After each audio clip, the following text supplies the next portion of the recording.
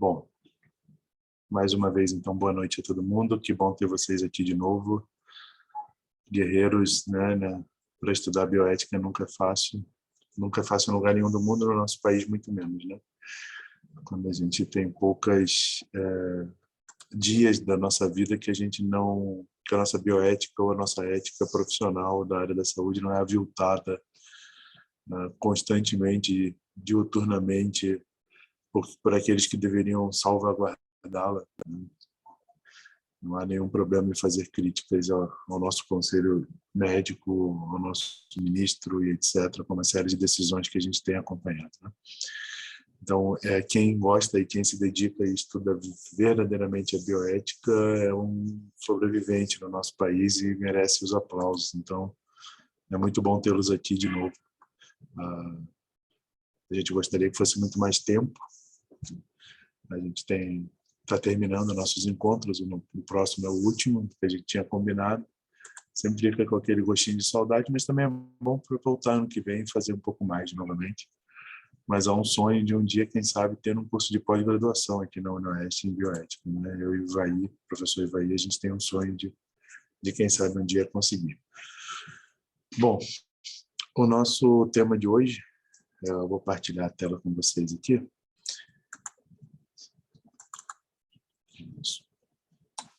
Todo mundo vendo? Foi partilhado direitinho? Está tranquilo para vocês? Sim, professor. Bom, quando foi me proposto, como todo tema bioético, dá um aperto no coração, né? Porque a relação médico-paciente e desfecho clínico, a gente poderia ficar aqui 3 dias falando e seria muito pouco, né, o que nós podemos falar da relação médico-paciente. E a relação médico-paciente pode ser abordada de diversas maneiras, né? Eu não preciso ficar chovendo no molhado dizendo que talvez seja a questão ética ou a questão da nossa profissão. Eu botei relação médico-paciente, mas a relação profissional da saúde com o paciente, né, talvez seja a questão primordial da nossa profissão. Como que se dá essa relação? Existem várias abordagens a ela, como existem várias abordagens éticas.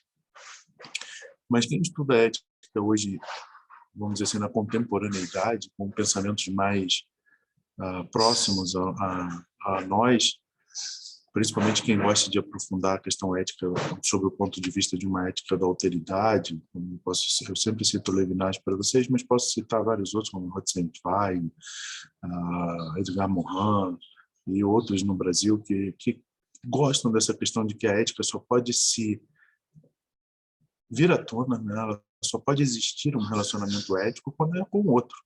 Não existe ética se não for para com o outro. E muitos utilizam essa questão da relação profissional da saúde com o seu paciente, né? Eu não gosto de usar a palavra cliente, eu gosto da palavra paciente porque a relação ética é sempre uma relação de paciência, né? Uma relação passiva de ser tocado pelo outro, né? E muitos colocam, então, essa relação médico-paciente como o paradigma da relação ética em específico. E há inúmeras descrições e inúmeros relatos do ponto de vista psicológico, do ponto de vista filosófico, do ponto de vista antropológico, dessa relação entre o profissional da saúde e o seu paciente. Alguns antropólogos, não vou lembrar o nome dela exatamente, mas um antropólogo define como civilização, né, a partir do momento em que se encontra o primeiro ser humano com consolidações de fratura que não morreu por causa da fratura, né? Então, assim, ela define a civilização a partir do momento em que há uma relação entre alguém que cuida e alguém que foi cuidado. É a partir dali que a gente pode dizer que o ser humano passa a ser um animal civilizado. Isso tem um peso muito grande, então, essas abordagens psíquicas, essas abordagens éticas. A abordagem ética da alteridade, ela parte do princípio de que na relação médico-paciente, ou deveria ser assim, né, mas que a gente está falando de um campo abstrato, né? Ou quando o médico senta, ou quando o profissional da saúde senta de frente ao seu paciente, ele sofre aquilo que os filósofos, ou deveria sofrer aquilo que os filósofos chamam de hypoké, né? A suspensão do seu julgamento. Nessa relação, não se traz nenhum tipo de pré-conceito. Essa relação ela é suspensa, esses pré-conceitos não são trazidos. Esse profissional senta-se ali, então, sem nenhum tipo de concepção prévia, para ser tocado pelo outro e, a partir dali, começar a construir uma relação. Essa relação que nós, na medicina, como gostamos de achar que somos os únicos da área da saúde, chamamos de relação médico-paciente. E essa construção dessa relação médico-paciente, não se assustem aqueles que forem ou profissional da saúde, paciente, que começarem a adentrar o caminho do atendimento e ouvir coisas, né? E isso é um relato de primeira pessoa, já ouvi pacientes no consultório perguntarem se eu achava que a filha dele devia casar ou não, de o que eu achava do que estava sendo feito com o irmão, etc. Há um peso muito grande dessa construção dessa relação. Então, a gente poderia ficar aqui tempos e tempos falando, né? Eu sei que vocês gostam, eu também gosto, mas eu vou tentar fazer uma abordagem um pouquinho diferente, né? Eu vou tirar um pouco desse foco antropológico, filosófico, sociológico, psicológico, dessa relação médico-paciente, vou tentar ser um pouco mais frio, com um artigo que, por coincidência, eu havia lido, não foi por causa desse pedido, né, na Milene, para falar sobre isso, mas eu já havia lido há mais ou menos 1 ano e meio atrás, e fui buscá-lo de volta, tinha lido para o meu doutorado, fui buscá-lo de volta, falando exatamente de uma questão de efeito, acredito que todo mundo já tenha ouvido falar, de efeito placebo e efeito nocebo. E o quanto dessa relação médico-paciente funciona como um efeito placebo, e o quanto, ou nocebo, né? E o quanto isso teria uma influência no desfecho clínico de uma patologia. Existe um livro, acho que eu já falei para vocês, que chama-se A Assustadora História da Medicina. Quem não leu ainda, por favor, leiam, porque é uma leitura fabulosa, divertidíssima e, ao mesmo tempo, bastante desafiadora para a gente imaginar o que, na nossa época, nós estamos fazendo, que no futuro será uma anedota. Mas existe uma história específica nesse livro que conta de um paciente, isso é a história verídica, estava documentado, foi publicado o caso, em que uma determinada pessoa atravessava um atalho pelo cemitério, se eu não me engano, em Massachusetts, nos Estados Unidos. Ele atravessava o cemitério para cortar um caminho, um atalho, e se defrontou com uma cerimônia voodoo. E o sacerdote voodoo, muito chateado por ter interrompido a sua cerimônia, jogou uma maldição em cima dessa pessoa que estava atravessando e disse que jogou na sua boca um líquido, que havia jogado ovos de dragão dentro do estômago dessa pessoa, na boca, ela engoliu, e que esse dragão cresceria e devoraria as entranhas da pessoa e que ela morreria por causa disso. Coincidência ou não, esse paciente foi internado no hospital e estava definhando, não se alimentava, vomitava, tudo que podia se imaginar de ser feito de investigação, assim foi feito e nada se descobria a respeito do que estava acontecendo com esse paciente. E o médico mais atento, provavelmente deveria ser um acadêmico, né, para ouvir a história toda do paciente, sentou lá e ouviu essa história do paciente. E conversando com o médico responsável, eles fizeram um teatro. Eles pegaram um lagarto desse que a gente vê pela rua, colocaram dentro da bolsa do médico, entraram no hospital com um lagarto, deram um emético para o paciente, né? Fizeram o paciente ter muito vômito, junto com um sedativo, ele ficou muito confuso, vomitando sem parar, e no meio daquela confusão toda no quarto, dizendo que era o dragão, etc., jogaram o lagarto no chão e disseram que ele havia expulsado, através do vômito, o lagarto. Isso não é mentira, isso está documentado. E a partir dali o paciente melhorou e ficou curado, teve alta sem nenhum tipo de problema. Então, vocês imaginam o quanto essa relação... Existem inúmeras outras histórias parecidas com essa, se vocês tiverem paciência para ler o livro, vão se defrontar com inúmeros relatos, além de algumas outras coisas que a medicina é capaz de fazer, ou a nossa profissão da saúde. Então, olha a importância que há no estabelecimento dessa relação. E quem já teve numa situação inversa de paciente, em qualquer que seja a situação, ou mesmo nem sempre de paciente, mas de falar sobre si e de si na frente de outra pessoa, sabe o quanto isso pode ser difícil, o quanto isso mexe conosco. Eu sempre, assim, isso não é uma demagogia, não é uma brincadeira, mas eu sempre acabo de dar para alguém a notícia de que essa pessoa precisa, por exemplo, ter um tumor cerebral, precisa ser operada. Essa semana já aconteceu 3 vezes. E a pessoa, tudo bem, doutor, eu preciso ser operado, que dia que nós podemos marcar? O senhor acha que eu tenho que fazer mais algum exame? Eu sempre fico me perguntando o que aquela pessoa está olhando para mim e está dizendo assim, eu vou deixar essa pessoa que está aqui na minha frente abrir a minha cabeça, operar no meu cérebro, ou fazer qualquer tipo de tratamento. Que tipo de relação de confiança existe nisso? Que tipo de relação foi criada, essa relação ética, ela é criada a partir do nada? Os estudiosos de ética dizem que essa relação exatamente ela é vamos dizer assim, o protótipo da relação ética, porque ela é criada do nada, né? São duas pessoas que absolutamente não se conheciam, duas pessoas que precisam se depor dos seus preconceitos, principalmente aquele que está na posição de maior poder, né? Ele precisa estar deposto do seu preconceito. E essa relação absolutamente não exige, né? Não vamos falar de uma medicina que esteja realizando-se do ponto de vista financeiro, econômico, né? Estamos falando assim, que teoricamente, por exemplo, se você atende num país ou pelo SUS, onde não há uma restituição econômica tão importante, é uma relação que não vai ter ganho nenhum, a não ser o próprio ganho ético de ajudar alguém que estava precisando de você. Então, é realmente uma relação muito forte. Dito isso, vamos falar um pouquinho, então, sobre como essa relação médico-paciente influencia no desfecho clínico do nosso paciente. E aí, a gente começou, então, falando sobre o que é um efeito placebo, e, obviamente, se a gente sabe que existe um efeito placebo, por eliminação, sabemos o que é um efeito nocebo, né? O placebo é mais famoso, né? O nocebo a gente não fala tanto assim. Mas, então, a importância e essa magnitude dessa relação médico-paciente é extremamente difundida na área médica, na área da saúde, né? Isso é indiscutível. Mas alguns estudos recentes e outros que nem são tão recentes assim mostram que existem bases realmente psiconeurofisiológicas que geram esse efeito placebo-nocebo através de expectativas, sejam elas positivas ou negativas do paciente. E como é que é isso? Bom, o efeito placebo ele vai para muito além da sua aplicabilidade, ou melhor, da tentativa de anular, né? A gente tenta anular o efeito placebo nos trials, né? Nos nossos ensaios clínicos, porque a gente sabe que ele está presente e não tem como não estar presente. Depende de quem te dá a pílula do teste, depende de quem te aplica a injeção, depende de quem faz isso para você.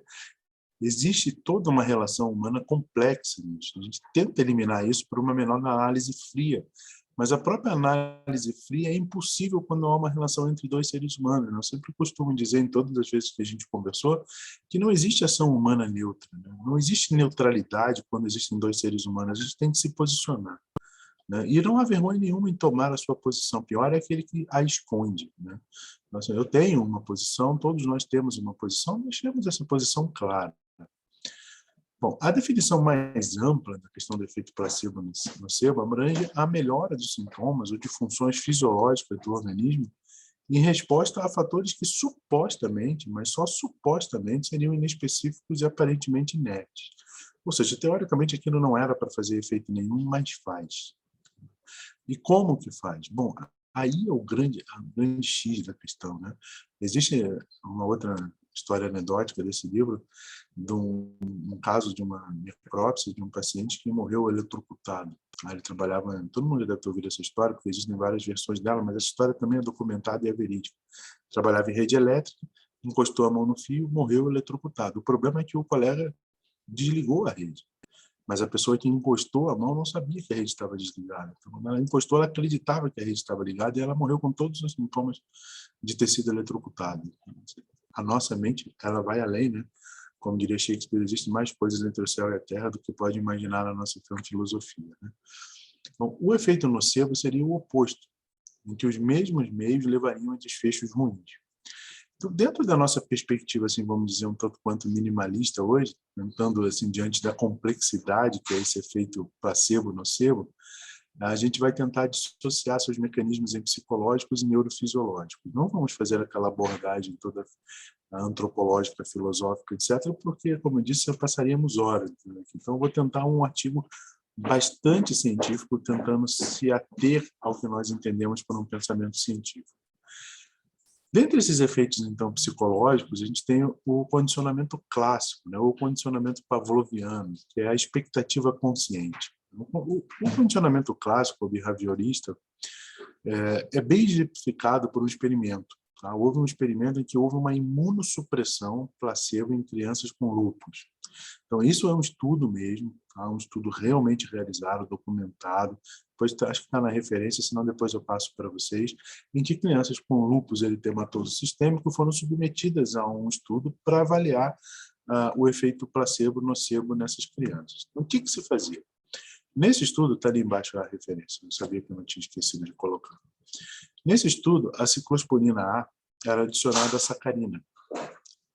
E após houve apenas a administração de sacarina. Sacarina era um adoçantezinho, né? Parecia uma balinha. Né? Era uma pílula que tinha, em alguns momentos, tinha ciclosporina A com a sacarina. E depois de um tempo, apenas a sacarina, tá? Sem que o paciente soubesse exatamente que ele estava tomando apenas a sacarina. Porém, mesmo quando esses pacientes, numa parte deles, claro, mantiveram usando apenas a sacarina, continuou havendo alterações de interleucina 2, de infigama, etc. Então, mesmo em pacientes que teoricamente não estavam usando imunossupressores, mantiveram efeitos de imunossupressão quando utilizando apenas um docinho de bala, desde que fosse a mesma equipe que estivesse aplicando, desde que houvesse a confiança dessa criança na equipe que estava aplicando.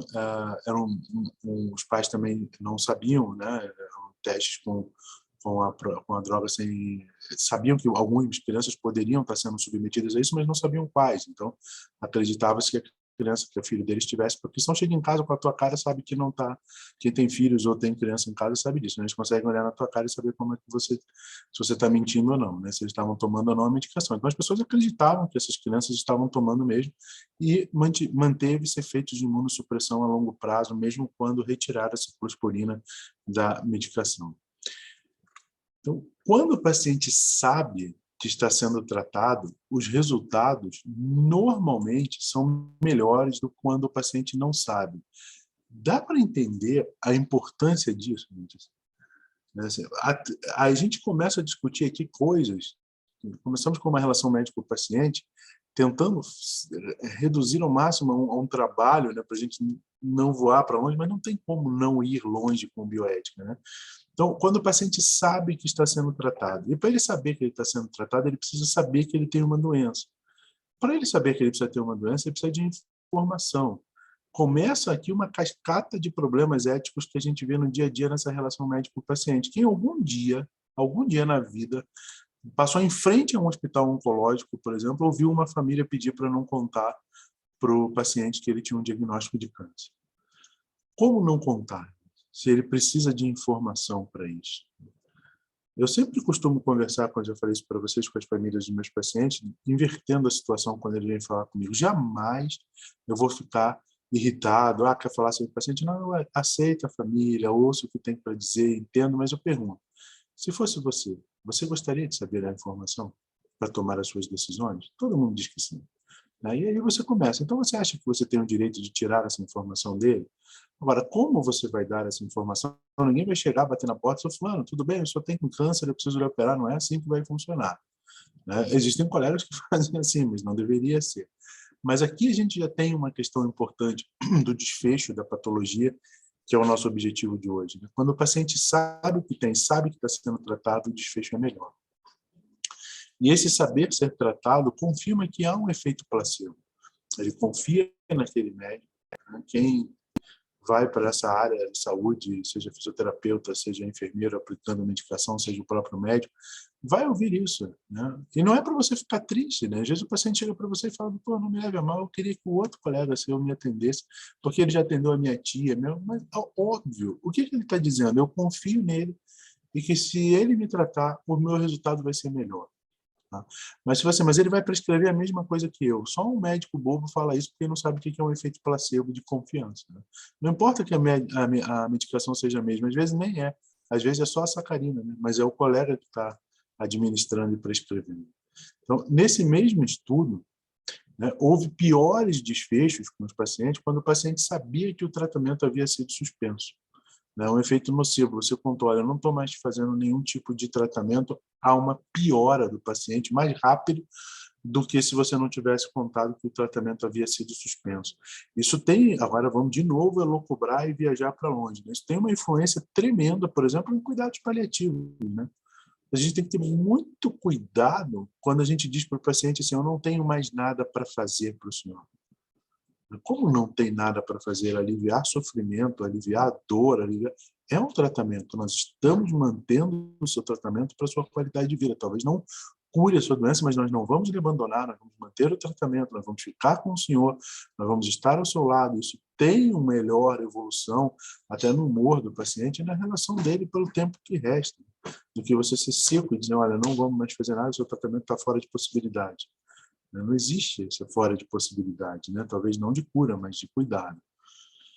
Então, é extremamente importante a gente entender esse desfecho, então, e essa consequência dessa relação médico-paciente. E isso se dá também, existe um efeito chamado efeito Hawthorne, não sei se vocês já ouviram falar sobre isso, e a eficiência do cuidado médico.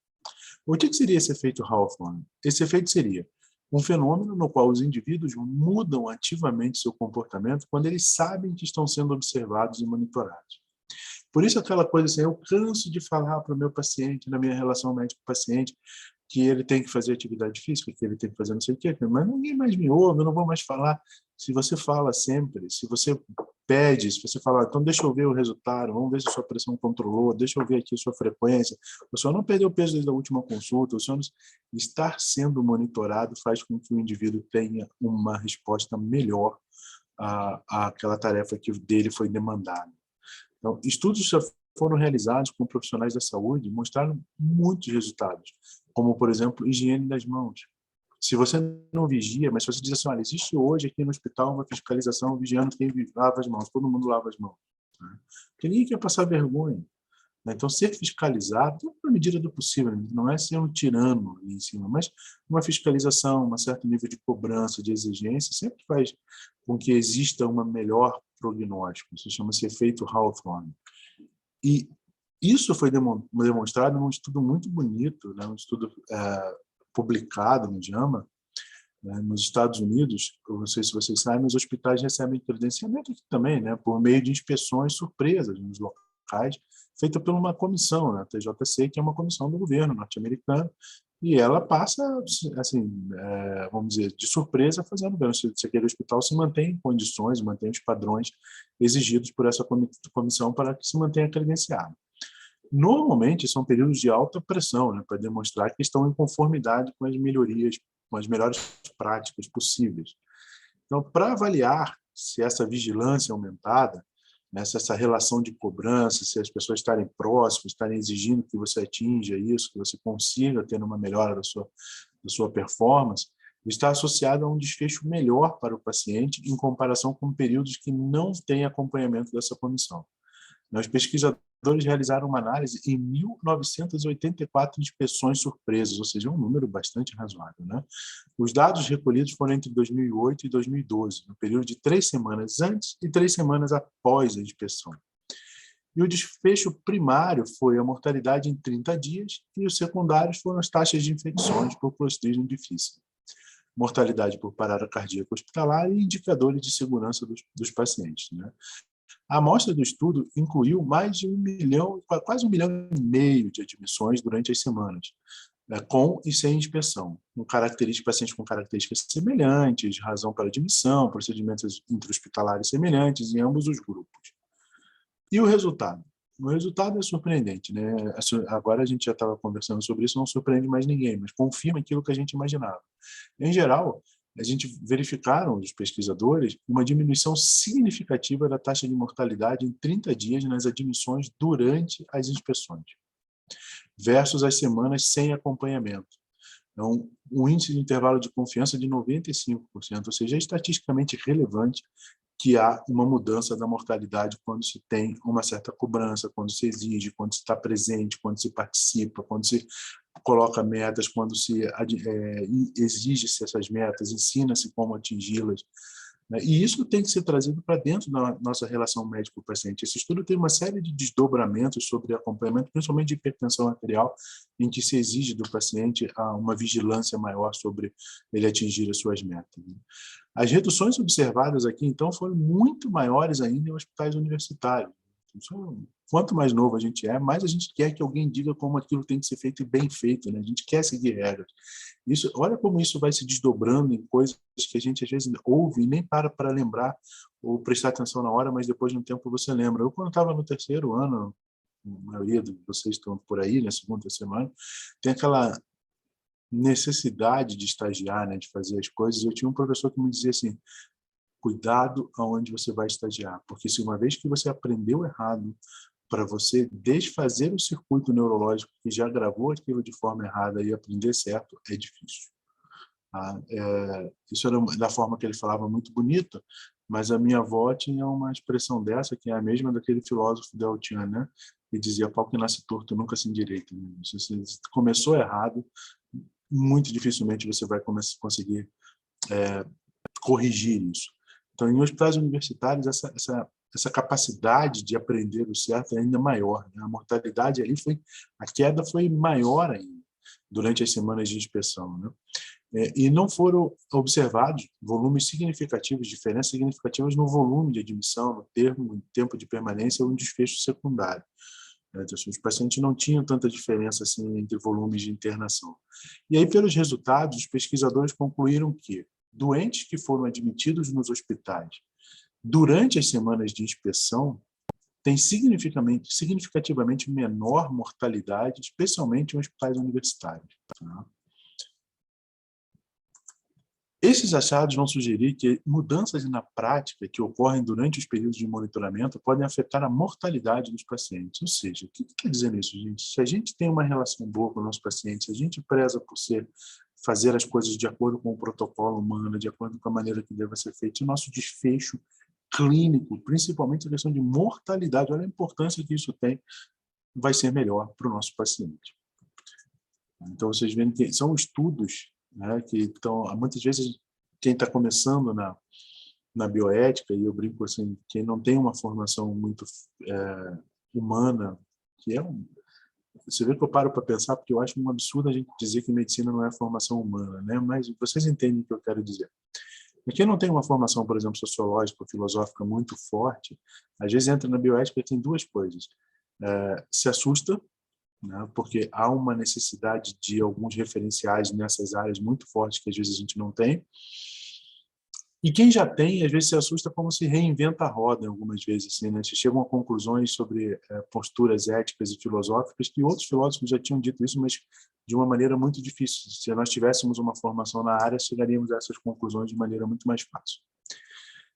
Então, aqui você tem essa mudança de prática influenciando na mortalidade dos nossos pacientes, né? Influenciando em desfechos clínicos dessa relação médico-paciente, dessa relação de se cobrar, de se ter, de se dedicar a essa relação, de como isso vai mudar a vida de alguém, vai fazer com que o desfecho clínico desse paciente seja melhor. Não estamos nem falando de questões filosóficas, estamos falando de artigos de maneira prática.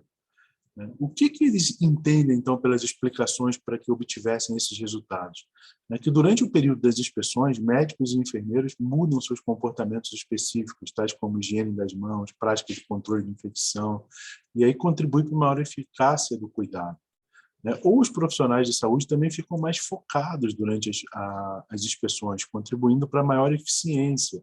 Ou seja, se você tem uma relação com o seu paciente mais focada, você está ali presente, e olha como isso vai se desdobrando em políticas de saúde. Como é que você pode ter uma relação focada, uma relação médico-paciente, no seu paciente que você está atendendo às 8 horas da manhã no seu ambulatório, se você veio de 24 horas de plantão sem dormir? Como você faz essa relação ser focada? Será que nesse dia vai ser uma boa relação? Será que esse paciente vai acreditar no remédio que você está dando para ele? que é o mesmo que você daria se ele viesse num outro dia em que você dormiu a noite inteira, teve uma excelente noite de sono, acabou de vir das férias, é o primeiro dia, você está animadíssimo, você vai explicar para ele o mecanismo de ação do remédio, como vai ser os sintomas, você está feliz da vida, cara, ou não, você está há uma semana de entrar de férias, vindo de 48 horas de plantão na residência com o teu chefe gritando, você vai dar um remédio, ele vai perguntar para o que é, você vai falar para tomar. Né? Assim, será que isso não influencia no resultado? Então, isso começa a vir políticas de saúde, como que a gente lida com essas relações, será que a gente deveria continuar trabalhando pós-plantão? Como é que essa relação médico-paciente pode crescer de uma maneira sadia, saudável, né? e influenciar no desfecho para o paciente?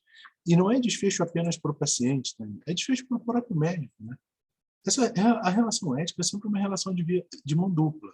Lembrando-se sempre que quando você faz alguma coisa para o outro na relação médico-paciente, você não pode exigir que o outro te dê uma resposta, porque a reciprocidade é um direito dele, ele dá se ele quiser, se ele não quiser, ele não dá. Né? Mas, assim, você tem obrigação ética porque você escolheu isso, você escolheu ser profissional da saúde, a sua obrigação ética é se dar para o outro. Né? Mas quando ele se dá para você, quando essa relação é bem feita, você também chega em casa com um desfecho melhor com a sua família, com seus amigos, você vai estudar mais porque você ficou feliz que essa relação funcionou. O desfecho é para todo mundo, é para todos os lados. Está mais do que comprovado, está mais do que visto nos estudos que a gente tem feito, né? Que a gente não, né? Que os pesquisadores têm realizado. Então, para concluir, né? Porque senão, se vocês me deixam, eu vou falando sem falar, acho que já falei mais de quase 40 minutos. Então, passa rápido, né? Pelo menos para mim passa rápido. Então, com os estudos recentes, mais discussões desse ambiente médico e multiprofissional têm que ser realizadas. E aqui eu volto a falar, espero que a gente esteja construindo uma relação saudável, não é uma relação médico-paciente, mas é professor-aluno, que também é importante, né, essa relação, porque uma coisa que eu sinto muita falta, aí eu falo pela minha universidade, não sei se tem alguém de fora aqui, na UniOeste, a gente tem muito pouco TCC, por exemplo, da medicina, sobre bioética. Muito poucas pessoas escolhem fazer um trabalho de conclusão de curso sobre uma pesquisa em bioética. E existem campos enormes para que possam ser pesquisados. É muito interessante. Então, a gente conclui que mais discussões no ambiente médico, multiprofissional, têm que ser realizadas para aplicação em nosso favor desse efeito placebo e para se evitar esse efeito nocebo. Né? O médico cansado, estressado, sem condições clínicas. A gente tem que puxar para o nosso lado, né? Trazer esse efeito que a gente conhece para um melhor desfecho da clínica, da patologia do paciente nessa relação médico-paciente.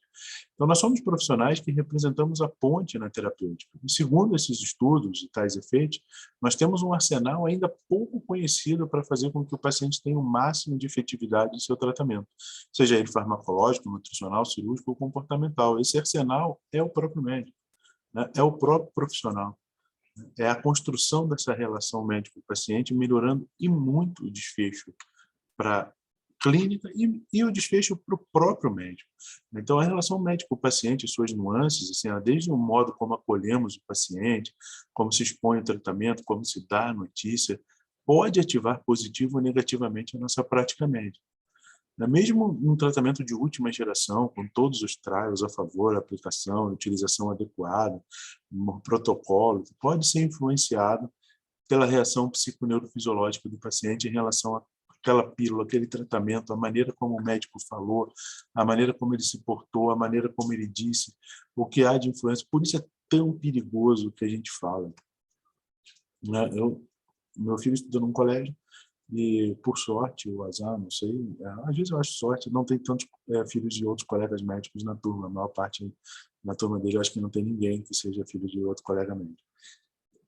E as mães, assim, o que eu mais vejo no grupo de turma ali do WhatsApp hoje em dia é as mães desesperadas se vacinam ou não a criança. Porque o médico, eu vi um médico não sei aonde falar que não é para vacinar. Vocês têm ideia da força que a gente tem? Agora, você vê quantos artigos e estudos existem sobre isso. Cuidado com o que a gente diz, né? Cuidado com a postura que a gente adota.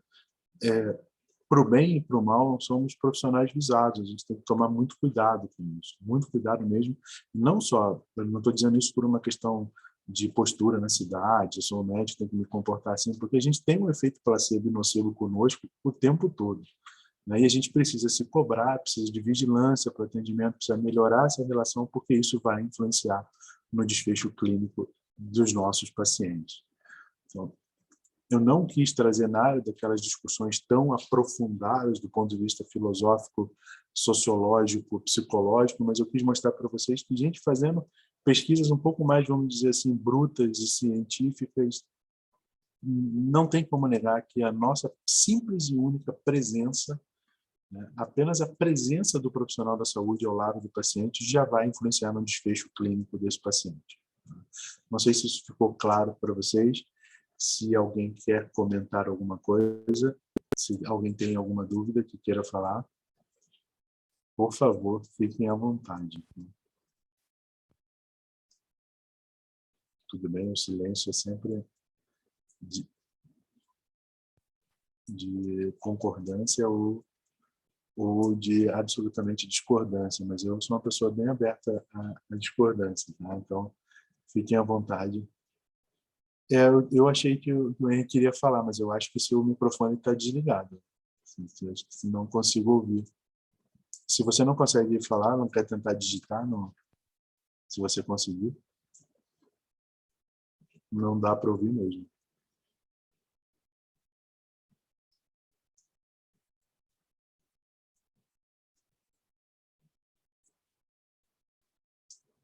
Se alguém mais quiser falar alguma coisa também, gente, por favor, fiquem à vontade, senão só eu fico falando. Hoje ainda está gostoso aqui, pelo menos está chovendo agora, está fresquinho. Né? Agora dá para ouvir? Agora dá para ouvir. Agora sim.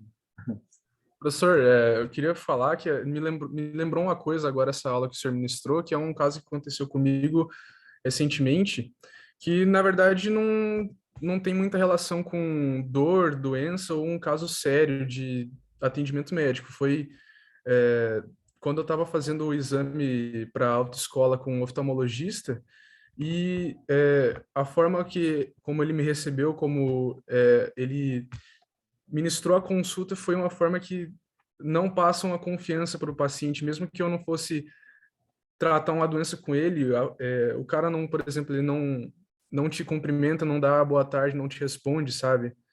Se fosse talvez no consultório dele que ele estivesse tratando um paciente ou trabalhando no SUS, ele não ia conseguir fazer um tratamento utilizando do placebo de forma correta, porque o paciente não ia ter a confiança no tratamento que ele está fazendo e às vezes até causar o efeito nocebo nele, né? Não tem, não envolveu nenhum risco, obviamente, porque eu não estava fazendo um tratamento, mas fazendo paralelo ali, eu acho que dá para encaixar nessa temática.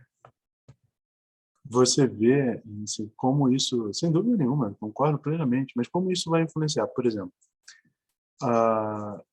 talvez algum dia no futuro, quem sabe, né, você precisa encaminhar para um oftalmologista, algum paciente, alguma coisa. Será que esse seria o primeiro que você escolheria para o seu paciente? Entendeu? Então, a gente tem que tomar muito cuidado com isso. Até influências, assim, por exemplo, dentro da própria escola, como a relação professor-aluno, né? Eu fico muito feliz que poucas turmas em que eu ministrei aula, pelo menos alguém não resolveu fazer neuro. Assim, eu acho isso ótimo, eu fico muito orgulhoso disso. E é óbvio que, às vezes, se você não tem uma identificação com aquele profissional, não é uma coisa que você vai escolher, às vezes você até gostava, né? Mas, assim, aí o profissional te desestimula aquela área e aquilo acaba diminuindo em você. E aí você vai dizer que isso não é um efeito nocebo? É claro que é um efeito nocebo. Assim, porque, às vezes, você ia ser muito feliz naquela área e isso acabou contigo. Né? Então, e isso não é só na área específica, na especialidade, mas por exemplo, uma coisa que me deixa muito triste é quando eu ouço algum de vocês, e tem algumas pessoas sempre estão mais próximas, a gente conversa mais, mas de uma maneira geral a gente ouve dizendo: o professor fulano de tal entrou na sala e disse que ser médico é uma porcaria, que só vive se estressando, que é muito ruim. É claro que também é tudo isso, mas, cara, é muito bom também, sabe? É muito triste falar isso para vocês. Estão começando, tem toda uma expectativa, tem todo um sonho. Se os meus foram frustrados, não quer dizer que o seu será. Né? Assim, eu nem estou dizendo que os meus foram, não, tá? Pelo contrário, assim, eu gosto pra caramba do que eu faço, eu continuaria fazendo. Tem seus problemas, tem seus pepinos, não tenho dúvida, mas tem suas coisas muito boas. Mas se os seus sonhos foram frustrados, para que eu vou tentar frustrar o do outro? Sabe? Cuidado com o que você está dizendo, cuidado com essa relação, cuidado como você se porta, e isso leva para a tua vida inteira, porque assim, não adianta você achar que que talvez essa pessoa seja muito diferente no consultório privado dela, né? Não dá para você ter uma máscara tão grande assim. Talvez, claro, vai ser amenizado no consultório, mas talvez nunca seja um profissional totalmente empático com o seu paciente, atento a ele, atencioso. Porque não consegue ser duas pessoas tão opostas assim, né? Vai amenizar no consultório, mas nunca vai ser uma pessoa. Eu penso assim, eu acho que isso é fundamental, acho que você tem toda a razão, né? Alguma dúvida aí, pessoal? Claro, Mariana, você falou que pensa em fazer esse TCC em bioética, eu seria o primeiro a ajudar sempre. Pense bem, com calma, que vale a pena. Tudo bem, gente? Então, não esqueçam Tudo de bem. assinar a presença de vocês ali. Eu vou marcar depois a próxima, que é a nossa final, né? Eu vou falar com a Mariana para ver direitinho meus horários, quando eu puder. Aí ela avisa vocês, tá bom? Gente, muito obrigado por terem paciência de ouvir esses temas, não são nada fáceis. Eu aprendi com o meu paciente, eu costumo dizer com o meu paciente, estou falando tanto de paciente, com o meu professor, eu costumo tanto dizer que se você sai de uma aula de bioética, se você sai de uma discussão de bioética, sem ir para casa pensando sobre aquilo, ainda pelo menos na próxima noite ou até você dormir, é porque a aula não foi legal. Então, o objetivo é desencadear isso. Peraí, deixa eu parar para pensar aqui o que eu estou fazendo, como é que as coisas estão sendo, como é que eu estou levando em frente.